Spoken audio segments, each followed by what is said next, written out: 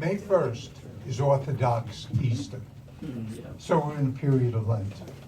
And I'd like to take you back almost 60 years ago to a Lenten supper I will never forget. My grandmother, Yaya Lenny, who lived with us, gave up any meat, all dairy products, and even her beloved olive oil for the 40 days. Whereas I, my 2 sisters, and 4 brothers were recipients of my mother's ingenuity to keep us meatless. That's a time when meals that seemed odd to an 8-year-old appeared. We'd have sandwiches of peanut butter and jelly, bananas and apples. Mom called that the Elvis special. Another combination was cream cheese and cucumbers on rye bread. And beans. Oh my God. I never knew there were that many different kinds of beans until then. They were in the soups and the salads and the side dishes that were constantly on the table. But one dish that stands out in my mind was spinach and rice. I loved it. I couldn't get enough of it. For some reason, my older brother John disliked it. Another thing about John was he was considered by all to be a good boy. I think that was only because he was very quiet. Well, we lived in a railroad flat over Harry's laundromat, over the IRT subway line that I could hear rumbling underneath.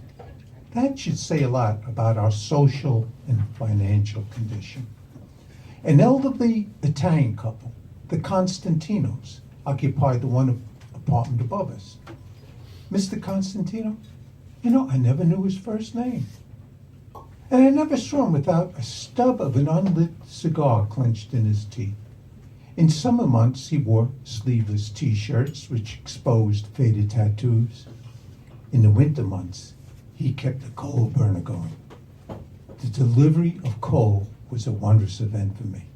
A large truck would pull up to Midway Street, and a huge man wearing a dusty apron would thump this heavy wooden barrel. It had metal bands around it. And he would open up a latch on the side of the truck, and the shiny coal would tumble. And when it was filled, he would use hand over hand to bring it to the cellar opening. And then he would tip it into a chute that ran the length of the stairs into another barrel that Mr. Constantino was behind to steady. To steady. And I tell you, the sound of coal going down that chute was like bacon sizzling in a pan. Summer and winter, Mr. Constantino was always in that cellar. My father said, "Oh, that's where he hides his money." My mother would chuckle and said, "No, that's where he banks the coal at night." Anyway, this one meal, spinach and rice, was the main dish. And the dining room, which was actually the girls' bedroom, was right off the kitchen. And Pop and Yaya Lenny were never in time for dinner. Pop would still be working one of his restaurant jobs. We were going through 12 quarts of milk a day. And Yaya Lenny would be hanging out with her cronies who had lost their hot dog stands when the Brooklyn Dodgers had moved out the year before. That's okay, there was enough room for everybody at once. So Mom would be scurrying back and forth. I had 2 really large platefuls. And Mom knew of John's intense dislike for it, so she offered him an incentive. You eat 1 plateful of spinach and rice, I'll give you Greek butter cookies as a treat. And Mom, she said something, she meant it. Well, she was pleased that John's plate was clean, so she gave him 3 butter cookies. She gave me 2. Anyway, just as soon as he had an opportunity to sit down and enjoy her own little simple meal, there was a loud knock at the door. Mom weirdly got up to see who it was.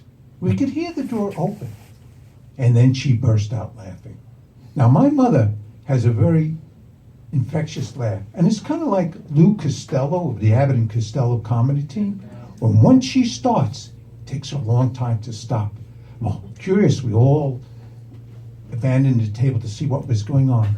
There in the hallway stood Mr. Constantino with his bald head covered with this greenish mash, but with the cigar still in his mouth. My mother's name in Greek was Panayota. In English it was Bertha. To Mr. Constantino then it was, "Hey, Bertina, look what happened to me." My spunky mother didn't miss a beat. she waved her arm over her 7 ducklings and said, "Hey, Mr. Constantino, look at what happened to me." To his everlasting credit, Mr. Constantino just threw up his hands, started to laugh without losing the cigar, and made his way to his apartment. My mother didn't stop laughing till she went over to John's plate and took back those 3 butter cookies and put them back in the metal container. Because you see, it was Quiet John who was seated next to the open window right over the cellar below.